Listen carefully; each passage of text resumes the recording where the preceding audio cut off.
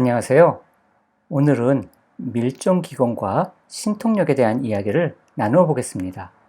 사실 밀교는 상당히 신비롭다는 이미지를 가지고 있습니다. 그래서 신비하게 관심이 있는 분들이 다들 한 번쯤 관심을 갖는 경우가 많이 있습니다. 그렇지만 실제 밀교 수행에 들어가 보면 실질적인 수행보다는 교학적인 면이나 예식적인 면이 강조가 되며 진원 백만염송과 같이 엄청난 반복 훈련이 상당히 오랜 기간 진행이 되는 경우가 많습니다. 물론 티베트 불교의 수행법이라면 이렇게 하는 것이 맞습니다. 하지만 밀종의 테크닉적인 부분만을 원하는 분들에게는 참으로 난감한 일이 아닐 수 없습니다. 하지만 실제로 밀법을 수지하고 티베트 불교를 전념으로 수행하는 분들에게는 이러한 테크닉적인 접근이 별로 좋아 보이지는 않을 것입니다. 그렇지만 이미 중국, 대만, 일본, 미국 등에서는 티베트 불교의 테크닉적인 부분만을 따로 떼어내서 기공의 일부로서 받아들이고 있습니다. 그래서 오늘 하는 이야기들은 밀종 기공이지 티베트 불교가 아닙니다. 만약에 티베트 불교의 수행을 원하는 분들이라면 해외의 티베트 불교 전문 교육기관을 권장해 드립니다. 국내의 티베트 불교 관련 모임들에 대해서는 제가 아는 바가 없어서 추천을 해드리기가 어렵습니다. 거기서 어떤 수행을 어떤 방식으로 하는지 알지 못합니다. 그리고 크게 관심을 두고 있지도 않았고요. 오늘 나누는 이야기에 나오는 그런 행법들은 그렇게 많이 어렵지 않은 수행법들이니까 한 번쯤 해보시고 밀교 수행에서는 어떠한 현상들이 일어나는지 그리고 그것을 이렇게 쉽게 체험할 수도 있구나 그런 것들을 아실 수 있으면 참 좋겠다고 여깁니다. 만일 오늘 영상이 도움이 되셨다면 구독과 좋아요도 부탁드리겠습니다.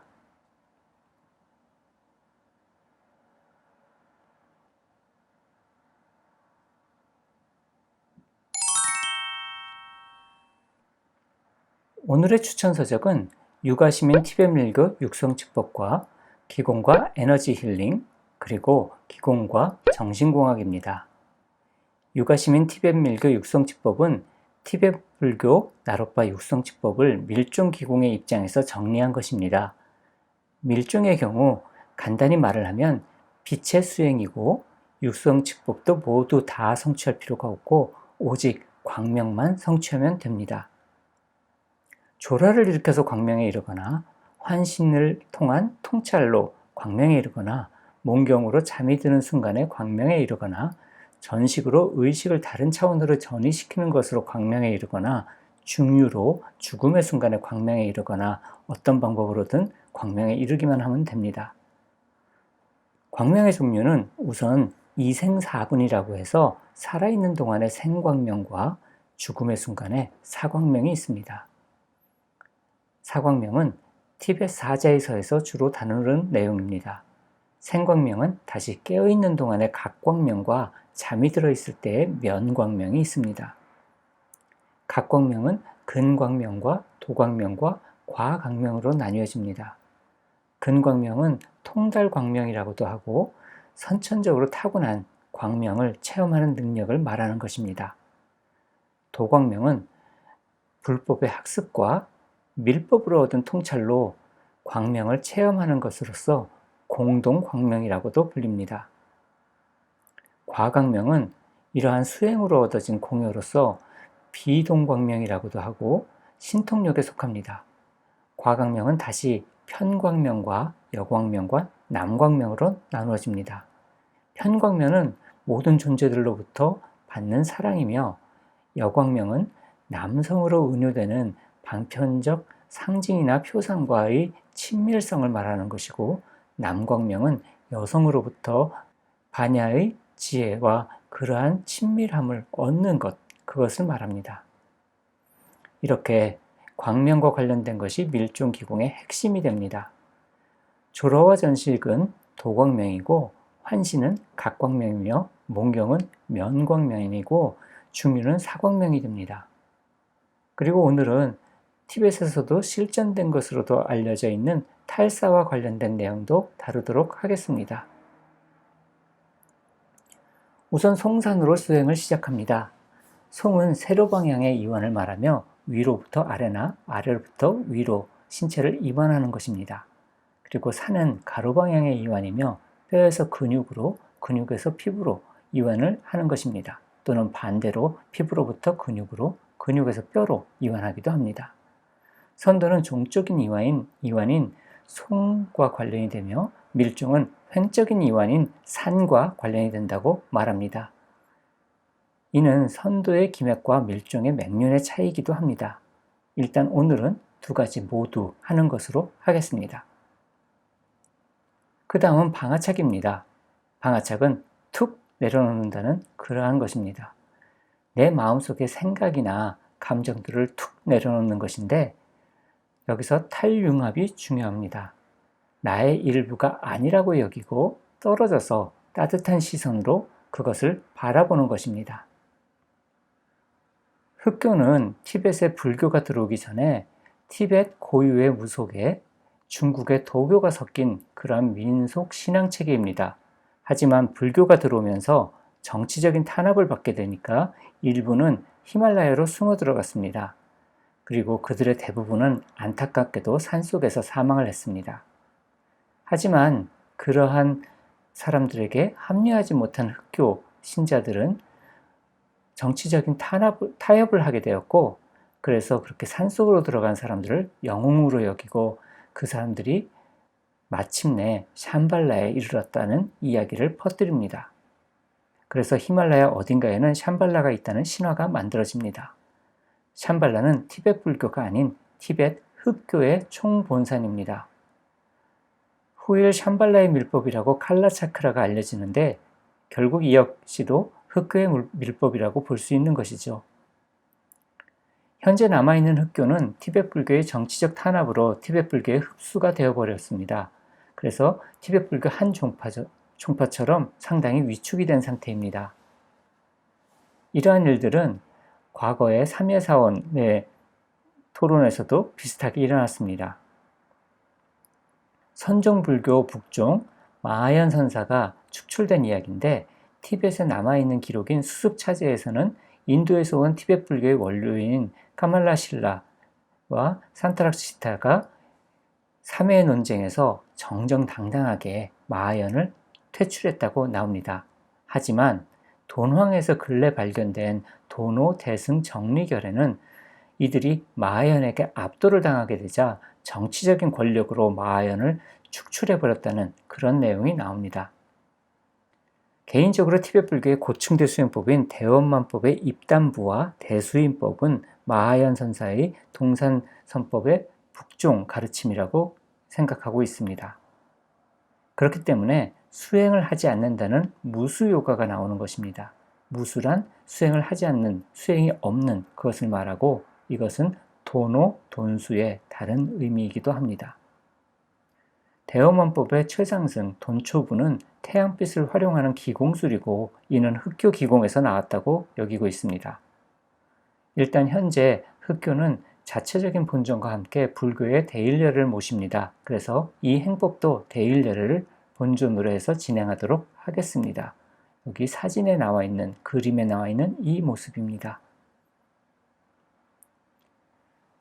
우선 고개를 45도 위로 향하고 그 시선이 닿는 곳에 대일례께서 계시다고 상상합니다. 그리고 이마로 대일례의 빛을 받아서 몸을 통과해서 발바닥으로 대지로 흘러가도록 합니다. 또한 손바닥으로도 받아서 팔을 타고 내려와서 동일하게 발바닥으로 내려보내도록 합니다. 이렇게 해서 어느 정도 몸이 정화가 된 기분이 들면 서서히 몸에 대일열의 황금빛을 채웁니다. 이렇게 채우는 동안에 남는 빛은 계속해서 발바닥을 통해 대지에 흘러가도록 합니다. 온몸이 빛으로 가득하게 되면 발바닥에 이른 빛이 튕겨져서 다시 올라오는 것을 상상합니다.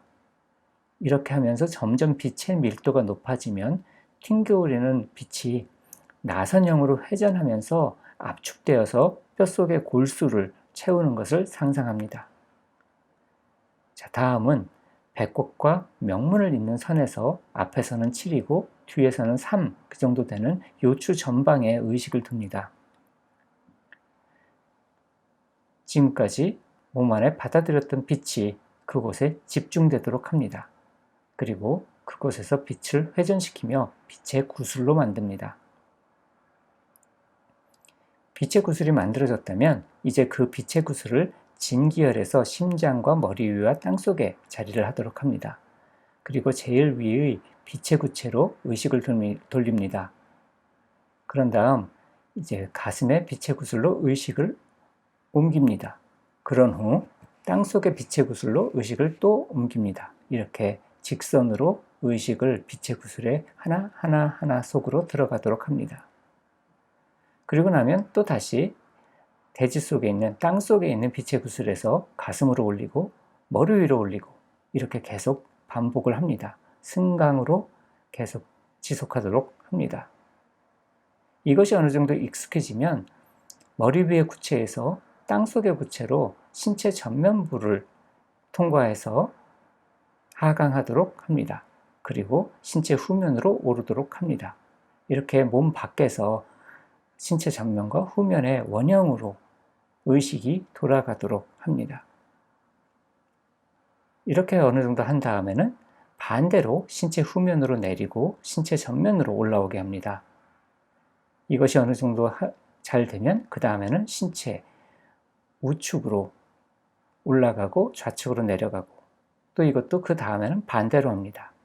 그리고 머리 위에서 나선형으로 내리고 또 나선형으로 올리고 이것도 반복합니다. 여기까지 다 하고 나서 빛의 구체를 배꼽과 명문 사이에 전치루삼, 진기혈에 자리 잡도록 합니다. 이제 좌공을 합니다. 앞서 만들어진 빛의 구슬을 꼬리뼈 하단으로 내립니다. 그리고 신체 전면을 타고 오르다가 천돌혈, 목 하단부죠. 거기에서 뒤통수 상단의 빈두로 올립니다. 그러면서 고개를 살짝 뒤로 제칩니다. 그리고 나서 머릿속 송과선을 통과해 머리 한가운데로 빛이 오도록 하고 그럴 때 고개를 살짝 앞으로 숙입니다. 이렇게 고개를 앞뒤로 움직이면서 여기 빨간색 화살표 그대로 빛을 회전시킵니다. 그리고 나서 구슬의 색을 보라색에서 빨간색으로 7가지 색으로 변화를 시켜봅니다. 이거는 회전이 아니라 하단전이나 또는 심장이 있는데 거기에 빛의 구슬을 놓고 하는 것입니다. 그래서 이 빛의 구슬이 보라색으로부터 쭉 내려와서 빨간색에 이르게 되면 순간적으로 구슬을 양탄자, 빨간색 양탄자로 바꿔서 내가 그 양탄자 위에 누워있는 것을 상상합니다. 그런 다음에 훔이라고 발성을 하면서 이마를 통해서 양탄자를 몸 밖으로 내보냅니다. 내가 그 위에 타고 있으니 양탄자를 타고 몸 밖으로 나가게 되는 것이죠. 그런 다음에 다른 시간, 다른 공간을 여행하고 돌아옵니다. 그런 후에 이마로 되돌아와서 진기혈로 구슬을 되돌립니다. 여기서는 몸의 앞쪽에 있는 그런 인맥을 통해서 하는데 인맥보다는 중맥이고 좀 더 몸의 뒤쪽으로 가 있는 진기혈로 되돌아오는 것이 됩니다. 그리고 진기혈에 이르면 백색이나 황금색 구체로 변화시켜서 안정화시키게 됩니다. 남성 제접화 선도는 기를 느끼기 어려운 노약자들을 위한 것입니다. 남성인 노약자면 젊은 여성과 파트너가 되고 여성인 노약자라면 젊은 남성과 파트너가 됩니다. 이성의 기는 음양작용으로 좀 더 느끼기가 쉽기에 이 방법으로 행하게 됩니다. 우선 손을 맞잡고 눈으로 손을 따라가면서 바라봅니다. 무언가 느낌이 느껴질 때까지 이것을 반복합니다. 그리고는 등을 맞대고 기를 회전시켜 봅니다. 마지막으로 손바닥을 맞대고 동일하게 행합니다. 어느 정도 기감이 느껴지면 이제 손바닥을 떼고 합니다. 그리고 몸도 떨어지게 해서 이렇게 실천을 해봅니다. 그리고 나서 벽이나 문을 격하고 기를 소통해 봅니다. 다음은 다른 집에 있으면서 기를 소통해 봅니다. 마지막으로 다른 집에 있으면서 다른 시간대에 기를 소통해 봅니다. 이렇게 하면 공간만이 아니라 시간도 초월하는 태울지기를 얻을 수 있습니다. 앞서 흑교에서도 시간과 공간을 초월한다고 했는데 여기서도 마찬가지로 이 방법으로 시간과 공간을 초월할 수 있게 됩니다. 마지막으로 기치유를 한번 보도록 하겠습니다. 기치유는 빈두 쪽에 빛의 구슬을 떠올리고 그 빛의 구슬을 대추열에 받아서 손바닥으로 기운을 또는 빛을 넣어주는 것입니다. 기치유는 병을 치료하는 것이 아닙니다. 좋지 않은 기운이 많으면 좋은 기운을 받으려고 해도 그 좋지 않은 기운이 그것을 막고 있어서 들어가지 못하게 됩니다. 이렇게 막혀 있는 것을, 기가 막힌 것을 기운을 터주는 그러한 것이 기공치유가 됩니다. 이렇게 기운이 열리기만 해도 그 사람의 기는 스스로 건강해지게 됩니다. 이렇게 처음에는 막혀 있는 곳만 치워주면 저절로 맑아져 가게 되는 것입니다. 그래서 기운이 막힌 곳을 열어주는 것, 그것이 기치유다. 이렇게 생각하시면 될 것입니다. 다시 송산과 방아착으로 돌아왔습니다. 이제 송산과 방아착은 전혀 다른 레벨로 올라가게 될 겁니다. 어쩌면 기공수행은 단지 송산과 방아착만 잘할 수 있으면 충분한 것일지도 모릅니다. 기로서 몸과 마음을 돌보는 것을 성명쌍수라고 합니다. 송산으로 몸을 돌보고 방아착으로 마음을 돌보는 것이죠. 자, 그러면 오늘은 여기까지 모두 마치도록 하겠습니다. 다음에는 더욱 재미있는 이야기를 해보도록 하겠습니다. 감사합니다.